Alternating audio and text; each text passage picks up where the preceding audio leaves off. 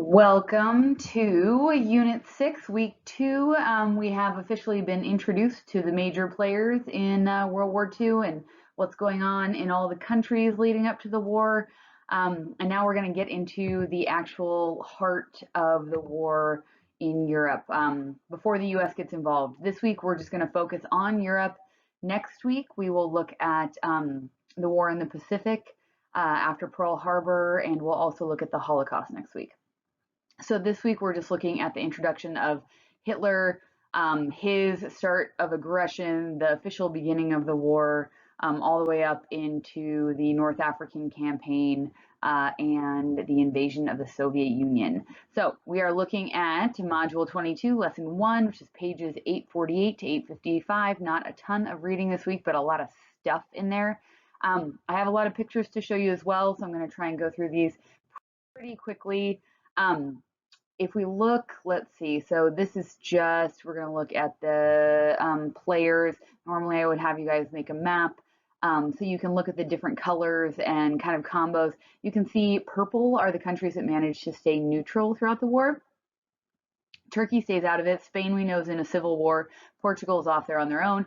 And Sweden kind of does this like sneaky, will be nice to Hitler, so that we can stay out of the war peace, which is really going to upset Norway after the war is over. So that'll create some Scandinavian drama after the war. You can see Switzerland, as always, maintains neutrality. They're very well armed, surrounded by mountains. It's easier just to go around them than it is to go through them. So that's always kind of interesting as well. Ireland off on the end there also manages to maintain neutrality, which is pretty impressive with Great Britain. So we just saw at the end of our last piece of notes that Hitler has had great success moving forward. There have really been no roadblocks. Everything he's tried to do has been successful. So we know that he has also been building his military kind of on the down low, without kind of, he has openly acknowledged that he has broken the Treaty of Versailles, but he is still trying to build up his military. They're not to where they should be for a world war. So he kind of has to just test the waters, and he doesn't want to push too hard because he's not ready for that yet. So test number 1 is going to come on March 7th, 1936, when German troops are going to march into the Rhinelands. Now, the Rhineland is this yellow piece right here between Germany and France. Now, France had gotten back the Rhineland, which is this really productive industrial area, with the Treaty of Versailles. So they're mainly German speakers. They were part of Germany to begin with. So this is an area that is opposed to German occupation. So what Hitler decides is he's going to march in, and if anyone says anything, and if anyone tries to stop him, he'll go back to Germany. But if they let him occupy it, then he'll stay. And that is probably mistake number 1 of trying to beat Hitler, is that they, and by they, I mean France and Great Britain, the US is kind of out of this right now, let him, right? They're like, okay, you know, we don't really want to, like, we don't want to start another war here. So, you know, they're German speakers anyways. So this will be really big in the beginning of the war. This is called appeasement, a policy of giving in or giving an aggressor what they want in order to try and maintain peace. So that is going to be used a lot with Hitler, and it never works. And so afterwards, for quite a long time, even now, actually, when people talk about like giving in to your competition, it's appeasement, right? And you don't want to pull a Hitler again, right? You don't want to appease them and then let them take over the world. So appeasement really becomes a negative term going forward. So at this point, once he's gone into the Rhineland, he starts to make some alliances, some friends. So Hitler and Mussolini form an alliance. They kind of started one after the Spanish Civil War, which had just ended. We're going to officially establish it now. And Japan will join a month later, so we're still in 1936. So he's taken the Rhineland. Step 2. And again, this is another one where we're going to try it. And if anyone kind of, you know, starts to get mad at us, we'll back up. So Austria is a German-speaking land. Now, if you remember, Hitler is actually from Austria. And if we look at this map, like, let's see. So Austria is on the bottom there, where there's a little like piece sticking out of Germany, Hitler's from kind of that area on the Austrian side. German-speaking area when it was used to be part of the German Confederation, like way back in the day when we had all the German princes. They have a leader at the time in Austria that is, favors Hitler, that is aligned with Hitler. And so basically the Nazis just march into Austria and they're like, sweet, we're joining up. And that is called the Anschluss or the annex, right? They annex, they add on, right? There is no fighting Austria. And that'll be in 1936 as well. So he is slowly kind of just grabbing the pieces around him. But at this point, he is only taking German-speaking, non-aggressive areas. He hasn't gone into anywhere yet that doesn't really, I wouldn't say they want to be a part of him, but that are not comfortable or don't feel a kindred spirit almost with Germany. So here comes the next problem. So the problem of Sudetenland. So Sudetenland is going to be, if we look at all of Czechoslovakia, Sudetenland is going to be, you can see it right there, it's like that mustard yellow color that's linked to Germany. So again, these are German speakers, and this is where we start to see appeasement really become a problem. So people are starting to freak out now, right? We're creeping into areas that are not necessarily wanting to be a part of Germany. Now, Sudetenland is German speaking, but we're starting to push the envelope a little bit. And by we're starting to push, I mean Hitler is starting to push the envelope a little bit. And so this is when Chamberlain, and we will also have a representative from France at this Munich Pact or Munich Agreement. They will meet with Hitler, and they actually go to Germany. Hitler will never go to meet with anyone, but this is the last time we'll have like a face-to-face meeting with Hitler. And they meet, and Chamberlain appeases him and says, okay, you can have Sudetenland as long as you promise not to go anywhere else or expand anywhere else. And Hitler's like, yeah, of course. This is all I want. I just want to unite the German-speaking people. So Chamberlain comes home and he says this quote, which just is probably the nail in his coffin that says, I believe we have peace in our time. He really feels like he has ended the Hitler problem. And what happens just a couple months later, Hitler goes and takes the rest of Czechoslovakia. And as you can see in that picture, the rest of Czechoslovakia does not want to be a part of Germany. And so he has officially crossed the line. Now, Czechoslovakia is not allied with Great Britain or with France, even though France and Czechoslovakia are friends. They're not allies. And so they do not need to come to the aid of Czechoslovakia. They just have to start freaking out. At the same time, if you look at where Germany is on the map, okay, if you look at where Germany is on the map, between Germany and the Soviet Union is Poland. And Germany is worried, again, that its military is not ready to fight a war on two fronts, to fight against France, because they know that that is coming, and to fight against the Soviet Union. So Hitler is a student of history, right? And he knows about the issues that happened with the two-front war in World War I. So he makes an agreement with Stalin, not directly with Stalin. These are, you can see in the pictures, 4 ministers that are actually going to hammer this out, but they agree to a non-aggression pact. Now, communism and the fascist Hitler, they do not mix. And when people hear around the world that they have made an agreement, people are shocked because these are two groups that should never ever get along. But this is one of those, the enemy of your enemy is my friend, right? They don't want to fight each other. They both want a piece of Poland. So they make an agreement that they will both invade Poland at the same time. They'll each take half of Poland and then they'll leave each other alone. Now, we've already learned, should you ever trust Hitler? We'll find out what happens there shortly. The answer is no. So, wonder how long this honeymoon will last. There's Hitler and there's Stalin, all happy, splitting up their territory. So, September 1st, 1939, Germany invades Poland.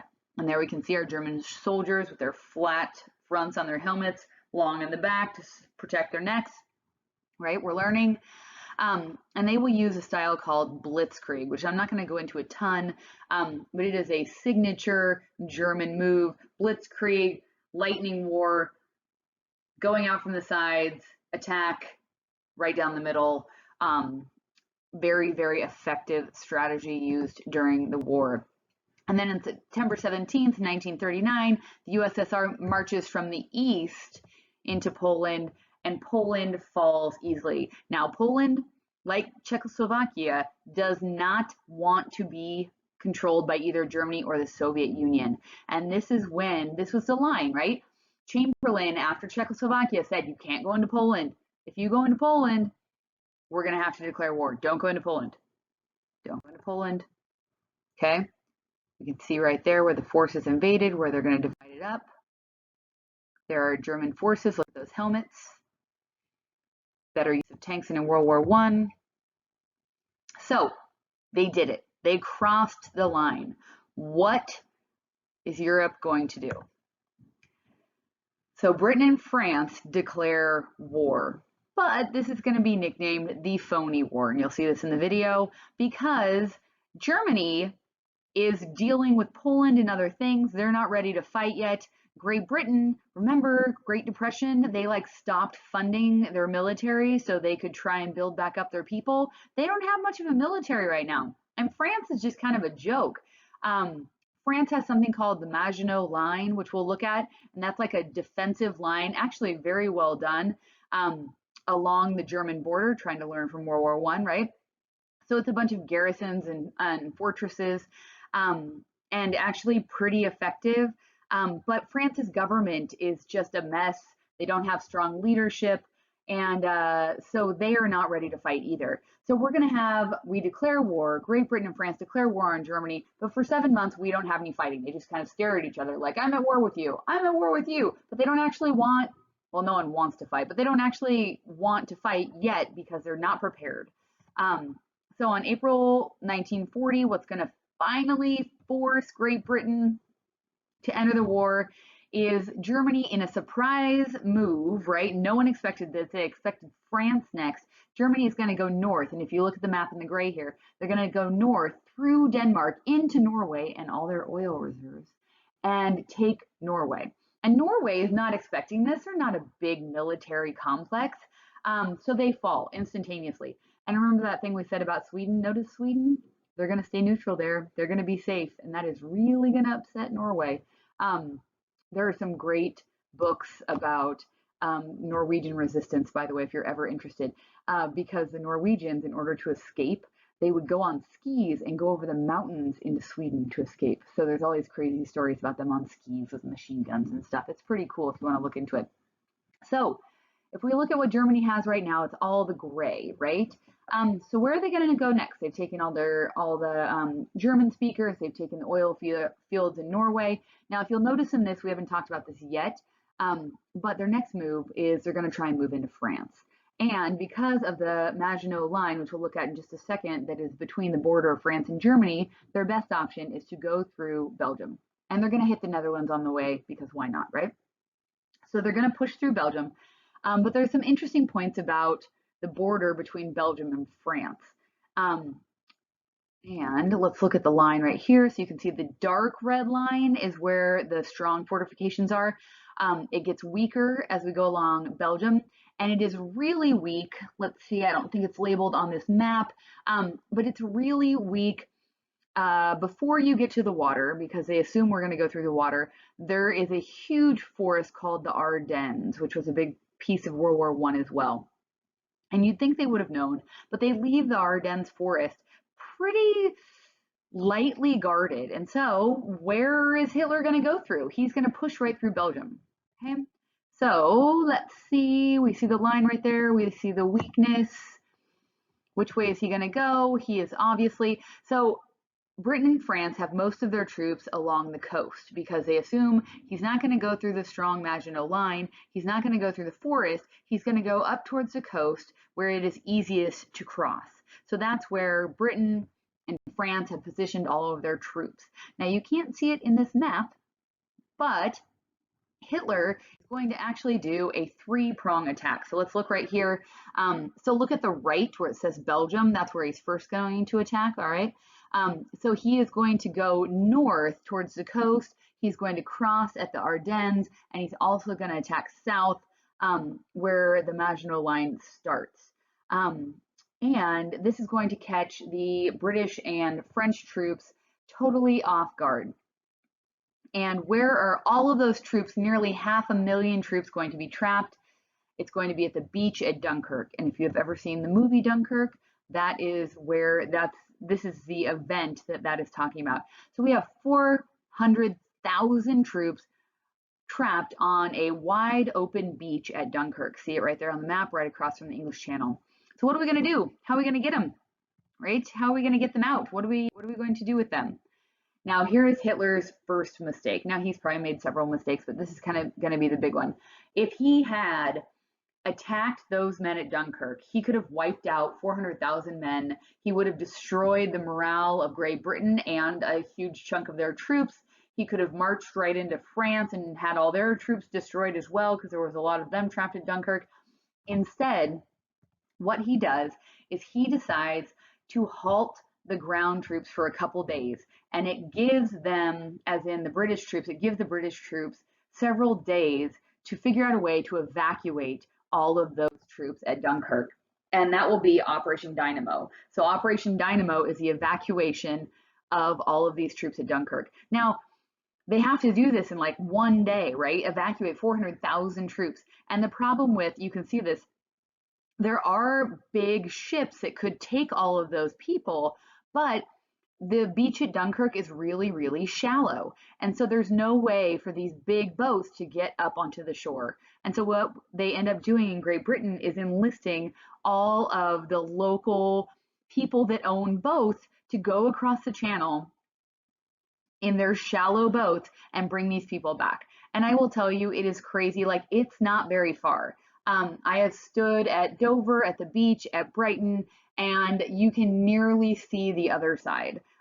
It's a ways and it's a scary channel, but it is not a crazy distance, right? But imagine you've got German planes circling around, randomly firing at you. We have the Royal Air Force that is coming to try and scare back these German airplanes or these German, fighter pilots so that these ships can get across because they're sitting ducks in the water, right? It is a crazy event. A huge number of the men are saved. Not many of the Frenchmen are rescued, which will become a point of contention between the British and the French later on. They're not really friends anyways. They're kind of, having to align because they both oppose Hitler, but that will definitely upset the French moving forward. But let's just look at some real pictures here. One of the interesting things, if you've ever seen Dunkirk, the movie, is he really tried to make, to not use computer aided graphics. And so if you watch the movie, you'll notice the beaches look empty.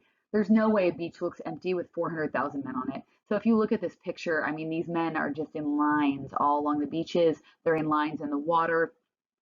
When bigger ships do come, let's look at the next one here. I think I have it. You'll see here. So this is a bigger ship off to the side here. The men will have to come out in their gear, right, all the way out into the water to load up. There's a picture on the left of them on one of those big ships just piled in because they just have to get across the channel to safety. So Dunkirk is over. We're moving in. What do they do next? They've crossed through the Ardennes and they are going to move into France. Oh, I wish you could see that picture fully. So there is Hitler in front of the Eiffel Tower. One of the coolest, like the French are just, there is a huge French resistance movement. They may not have had the military to stand up to Hitler, but they definitely have a strong resistance movement. One of the things they do is they cut the cables in the Eiffel Tower. So if Hitler wants to go up to it, he's going to have to climb all of them. He won't be able to get up there, without using his own 2 feet. So it's kind of a cool resistance piece there. But in May 1940, the Nazis cross into France. By May 10th, Paris has fallen. By June 14th, all of France surrenders. And I'm not going to talk about it a ton in the video, but what Hitler, when they come to their agreement, interesting piece there, Hitler is going to make the French meet at that same railroad. Remember that railroad car from World War I where Germany surrenders? He will make them come to that railroad car in order to sign the armistice with Germany. In that armistice, France is split into two. The North will be totally controlled by the Germans. They'll pay for everything. They'll control everything. The South is going to be known as Free France or Vichy France. Supposedly, that will be a free France where they can do their own thing. They'll elect their own leader, but their leader then, as soon as he takes over, he basically creates a dictatorship, gets rid of parliament, gets rid of, becomes the head of state on his own. And he is an ally of Hitler. So he is saying that they're a free France, but he's just doing, it's a puppet government. He is doing whatever Hitler wants. So that's kind of sad.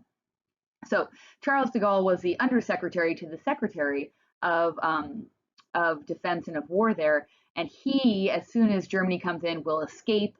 He will go to London where he will set up a French resistance while in exile. Really, no one thinks that he has any control at all, so they're not very nice to him. But in the end, he's going to end up coming back when the war is over and becoming the leader of that new France. And they named the airport after him, so it's the Charles de Gaulle Airport. All right, so here's our Vichy France. There's our occupied zone in the north. There's our free zone in the south, but truly just a puppet government of Germany. All right, so let us look. Where do we go next? What's happening? We've taken over France, Germany, Poland. Let's move to our battle with Britain. Now, Hitler is going to try to take Great Britain. But how do you get there? You either have to go by water, right, which he doesn't have a navy, so that's not really a thing, right? That was a failure in World War I. So he is going to try and battle them with his famous Luftwaffe, with the German Air Force. So the Battle of Britain, Operation Sea Lion. In August 1940, Hitler will begin an aerial attack on Britain. Now, in the beginning, he just tries to take out like shipping lanes and major areas. He doesn't go after cities or like the general population. But he, because of, here they are, we've got the British RAF with the Spitfire on top versus the German plane. The Germans are very unsuccessful. And so he begins to target the major cities. And what's going to happen is the cities rally. And even though we have these huge bombings, the British are able to use radar really successfully. So they are able to see when the Germans are coming. And so they'll sound the alarms. Everyone will go down in London, it's actually kind of cool. In London, they go down into the tubes, right? Into the tunnels where the tube runs. And so you have thousands of people in the tube while London is being bombed. Planes are gone. Radar doesn't detect anything. Everyone comes back up and does this for months. And we can look at London right there, just devastated. And in the end, they are unsuccessful. And by they, I mean Hitler is unsuccessful. He cannot beat the British spirit, right? Big, big deal. He fails to establish air superiority. Britain is safe. Hitler gives up and decides he's going to focus on something else where he may have more success. And Winston Churchill says, never was so much owed by so many to so few. And he's talking about the Air Force that totally defends them, right? The RAF, the Royal Air Force, defends Great Britain against Hitler, and it is a big morale boost for the British, right? What are we going to do next? Let's jump back and check on how Italy is doing. So remember, Italy got a head start on Germany, right? And this whole expansionist, bringing back the Roman Empire. They've taken, you can look at the green there, it says Italian East Africa, that's Ethiopia, Libya right there in the middle. They've taken Albania, that tiny little guy. But Italy, kind of struggling a little bit in Africa, right? They're in Libya, but they really want to move into Egypt. But remember, Great Britain controls Egypt. You can look Egypt, Sudan, this whole area, the Suez Canal, that is all controlled by Great Britain. And they are not going to let that go. So Germany is going to send support to Italy to help, and they will be led by one of my favorite nicknames for a person of all time. Well, not the Africa Corps, I feel like that's a pretty obvious name. Erwin Rommel, known as the Desert Fox. He will come with his Nazi African Corps to support the Italians in Libya. They will push into Egypt all the way to where that circle is at El Alamein, where General Montgomery, who is a British general, will lead a group of troops, mainly Australians, in defense of El Alamein and what is like behind him, what is to the east of him, and all those important waterways and oil areas and oil reserves. And they will push back the Desert Fox and the Nazis successfully. So they will be stopped right there at El Alamein. And there's the Desert Fox right there, Erwin Rommel. So what happens next? Where are we going to go next? Africa's off the table. Let's stop thinking about that for a while. Where should we go next? So what's going to happen is Germany and Hitler is going to look to the Balkans.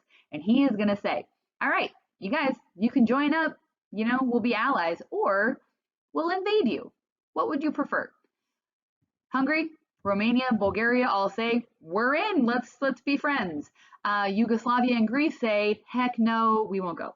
So German troops will move into Hungary, Romania, and Bulgaria. They will attack Yugoslavia and Greece. Yugoslavia will resist for 11 days, Greece for 13 days, and then all of this area has fallen. So where do they go next? What's the only place left? They're not going to go into Spain. They're not going to do that. Great Britain has been a failure. We're not going to invade Sweden. So it's down to the Soviet Union. That promise, that non-aggression pact, has come to an end. And in another one of my favorite names of all time, in June 1941, Hitler launches Operation Barbarossa, the invasion of the Soviet Union.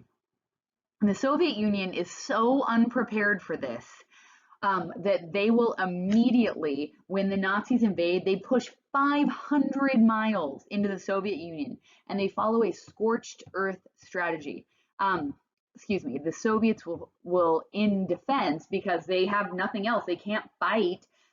They don't have the defenses to fight. So they follow a scorched earth strategy, which means as they retreat, they burn everything. So there is no food. There are no houses for the Germans to stay in. There are no animals for them to slaughter and eat. There is nothing.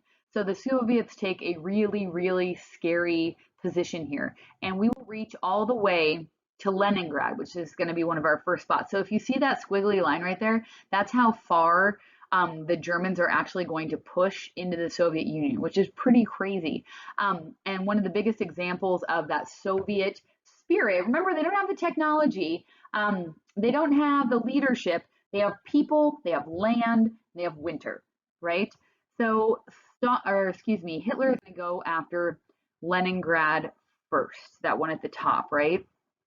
And we are going to have the siege of Leningrad. Now, Hitler's strategy is the city is too big. He doesn't feel like they can initially invade it. So he is going to surround it and starve them out. And in the autumn of 1941, he begins that siege. The siege is the surrounding of the city and not allowing anything in or anything out. And he is hoping he will be able to starve them out. But what is the one thing the Soviets have, right? What are they going to do? Hitler should have learned from World War I. They wait, and 1 million people will die over the winter, because we go in autumn all the way through. This is going to last like almost 9 months. But the city never falls, right? And Hitler is finally forced to give up. 1 million people die out of 2.5 million, but they never give up the city. It is insane. If you ever want to look up YouTube videos on the siege of Leningrad, it is crazy. Because think about this. It's winter in Russia. Those people die. They can't take them out. They can't bury them, right? There's no food. They're eating sawdust. It is a really insane story. And we can see right there. Remember, Germany, they're a little better prepared for winter, but they had thought that siege would be over like that, which is silly because of the siege. So they were not adequately prepared for winter either. And that is going to bring us to about, we're going to move over to look at the Pacific, because this is going to be this is Hitler's first tough go, right? This is the first time he truly struggles, and it is not going to sit well with him and it is not going to look good for him in the future. So, where's he going to go next? Failure in Leningrad, failure in the Battle of Britain, not doing well in Africa. What's his